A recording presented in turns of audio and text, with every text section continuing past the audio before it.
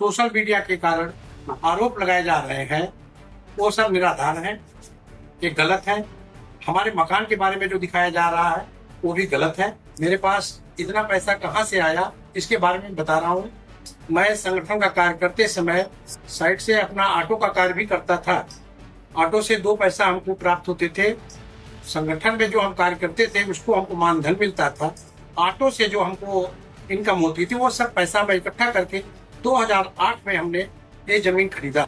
अयोध्या में भव्य राम मंदिर, करोड़ों लोगों की आस्था का केंद्र, लेकिन इन दिनों ये पवित्र स्थल एक बड़े विवाद के साये में है।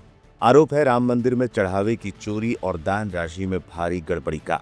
और इस पूरे विवाद के केंद्र में जो नाम सबसे ज्यादा गूंज रहा है वो है राम शंकर यादव उर्फ टिन्नू यादव का, जो राम मंदिर ट्रस्ट के महासचिव चंपत राय के ड्राइवर हैं। आरोपों की गंभीरता का अंदाजा इसी बात से लगाया जा सकता है कि मंदिर से 5 से 7.5 करोड़ रुपए तक की चोरी की बात कही जा रही है। दावा ये भी है कि ये गड़बड़ी लंबे समय से चल रही थी और सबूत मिटाने के लिए सीसीटीवी फुटेज तक डिलीट करवा दिए गए। इस मामले में पुलिस में 3 शिकायतें दर्ज हो चुकी हैं। कथित घोटाले में पूरे राम मंदिर ट्रस्ट मैनेजमेंट पर सवाल उठाए जा रहे हैं। मुख्य रूप से 4 लोगों पर उंगलियां उठ रही हैं। ट्रस्ट के महासचिव चंपत राय, मंदिर के व्यवस्थापक गोपाल राव, ट्रस्ट सदस्य अनिल मिश्र और सबसे ज्यादा चर्चा में है चंपत राय के ड्राइवर टिन्नू यादव, जिन्हें कुछ लोग इस चंदा चोरी का मास्टरमाइंड बता रहे हैं और उनके पास करोड़ों की संपत्ति होने का दावा कर रहे हैं। मास्टरमाइंड बताए जाने और 50 करोड़ की संपत्ति के आरोपों पर अब टिन्नू यादव ने खुद एक वीडियो जारी कर पलटवार किया है। टिन्नू ने अपने ऊपर लगे सभी आरोपों को निराधार बताया है। उनका कहना है कि 1993 में विश्व हिंदू परिषद से जुड़कर उन्होंने राम जन्मभूमि आंदोलन में सक्रिय भूमिका निभाई। संपत्ति के नाम पर जो सवाल उठ रहे हैं वो जमीन उन्होंने 2008 में खरीदी थी और 2015 में वहां मकान बनवाया था। उन्होंने बताया कि ये संपत्ति संगठन से मिलने वाले मानदेय और उनके ऑटोमोबाइल व्यवसाय की आय से बनी है। बाद में मंदिर निर्माण के दौरान उन्होंने अपना मकान LNT की टीम को किराए पर दे दिया था, जिससे उन्हें नियमित आय होती रही है। टिन्नू ने साफ कहा कि 50 करोड़ की संपत्ति का दावा महज एक दुष्प्रचार है और सच का फैसला भगवान श्री राम करेंगे। बंधुओं सादर जय श्री राम। मेरा नाम राम शंकर यादव उर्फ टिन्नू।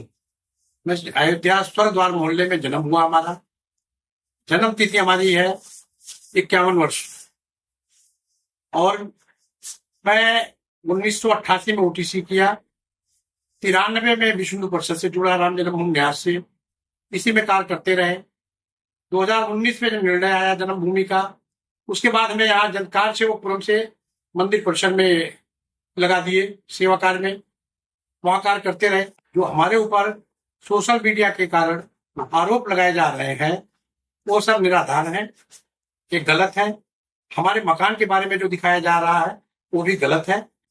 बंधुओं, जो हमारे जमीन के बारे में बताया जा रहा 50 करोड़ रुपए, वो 2008 में हमने बैनामा कराया था और 2015-16 में हमने इसको निर्माण कराया। 2019 फैसला आने के बाद LNT जियो आई, उसको आवास की जरूरत थी।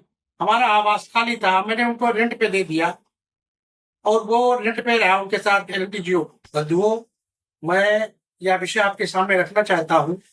मेरे पास इतना पैसा कहाँ से आया इसके बारे में बता रहा हूँ। मैं संगठन का कार्य करते समय साइड से अपना ऑटो का कार्य भी करता था। ऑटो से 2 पैसा हमको प्राप्त होते थे। संगठन में जो हम कार्य करते थे उसको हमको मानधन मिलता था। ऑटो से जो हमको इनकम होती थी वो सब पैसा मैं इकट्ठा करके 2008 में हमने ये जमीन खरीदा। 2015-16 में हमने उस भवन का निर्माण कराया। 2019 में निर्णय आने के पहले हमारा मकान बन के तैयार हो गया था। 2020 में LNT जियो आई फाइलिंग करने के लिए, उसको आवास की जरूरत थी। मेरी उनकी बात हुई, संजय सर उसमें थे, साजन थे, उनसे हमारी बात हुई। उन्होंने कहा LNT जियो को एक आवास की जरूरत है, 10-8 कमरे की। LNT जियो को हमने उसको रेंट पे दिया। इसी धीरे धीरे वो 1 साल तक उसमें वो रहे। यही सब हमारा आमदनी का जरिया था। आज हमारे ऊपर जो आरोप लग रहे हैं 50 करोड़ की संपत्ति, वो सब निराधार है। जो हमारे ऊपर आरोप लगा रहे हैं लोग 50 करोड़ की संपत्ति है, वो तो भगवान जान रहे हैं सारा। इन लोगों को सफाई देने का क्या मतलब है हमारा, कि भगवान इनका निर्णय करेंगे। जय श्री।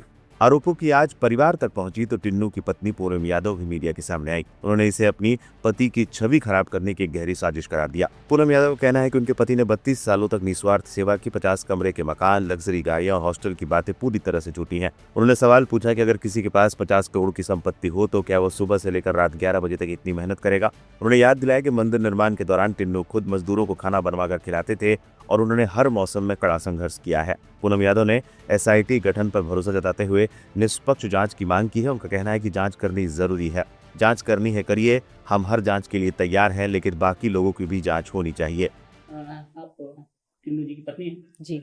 मैम, जिस तरीके से आरोप लगाया जा रहा है कि चंदा गमन के मामले को लेकर लोग तरह तरह के आरोप लगा रहे हैं, बाबूजी के ऊपर आरोप लगा रहे हैं, चंपत राय जी के ऊपर आरोप, क्या कहना है आपकी सफाई में? इस सब निराधार है, एक फंसाने की साजिश, ऐसा कुछ भी नहीं है। कोई ठोस सबूत है किसी के पास? खाली बदनाम करना जा रहा है और ऐसा कुछ भी नहीं है। बताया जा रहा 50 कमरा है, हॉस्टल है, होटल है, लग्जरी गाड़ी है, ऐसा कुछ भी नहीं है जी।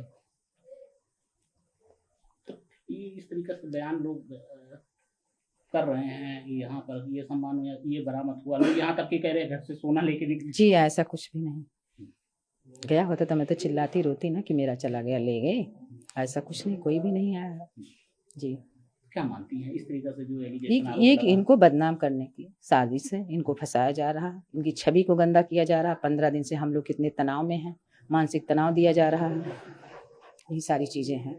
जो मकान भी बताया जा रहा है इनका, मकान मेरा 2008 का वो खरीदा है, राम मंदिर फैसला आने के पहले 2015 में बन गया है वो जी।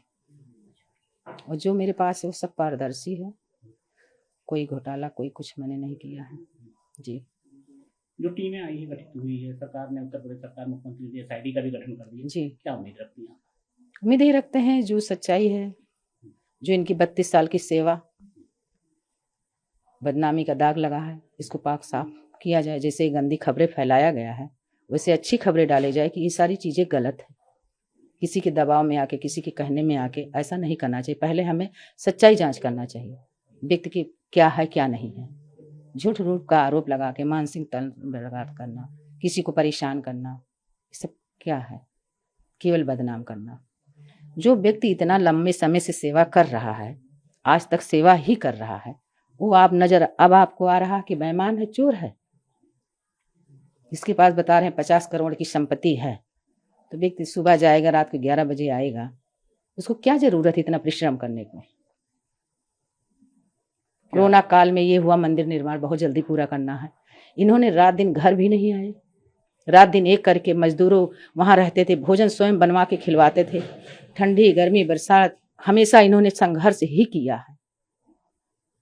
भाई हम आपको नहीं पसंद है तो आप कह दीजिए आप यहाँ से निकल जाइए, नहीं आपके साथ ऐसा हो तो हम अपना सेवा देंगे या निकल जाएंगे। ऐसे किसी को संघर्ष का, किसी को छवि को नहीं बर्बाद करना चाहिए। इससे क्या पूरे देश में क्या संदेश गया? ओ इतने परिसर में बहुत सारे लोग हैं, इन्हीं का नाम, भाई जांच इनकी करनी करिए, जहाँ कहिए हम चलेंगे, जो भी जांच करना कराइए। लेकिन और सारे लोग हैं जो बड़े बड़े लोग हैं, छोटे लोग को फंसाया जाके बड़े लोग को दबाओ। सबकी जांच होनी चाहिए, किसके पास कितनी संपत्ति है वो तो ज्ञान होना चाहिए। हम तो जानते हैं, लेकिन मेरा किसी से दोस्त, किसी से झगड़ा, किसी को कष्ट, क्योंकि जो 15 दिन से मुझे आंसू मिल रहा, मैं नहीं चाहती किसी को कष्ट देना, न किसी के विषय में कुछ करना चाहती। बस ये चाहती हूँ कि जो इनका बदनामी का दाग लगा है, ये निपट हो, जांच हो। फिलहाल इस मामले में 3 शिकायतें जरूर आई हैं, लेकिन अब तक कोई FIR दर्ज नहीं हुई है। 800 रुपए की मामूली तनख्वाह से शुरुआत करने वाले टिन्नू यादव खुद को निर्दोष बता रहे हैं, वहीं शिकायतकर्ता इसे करोड़ों का घोटाला कह रहे हैं। अब देखना यह है कि प्रशासन की जांच में क्या सच सामने आता है। आस्था के इस दरबार में सच और झूठ का पर्दाफाश होना अभी बाकी है।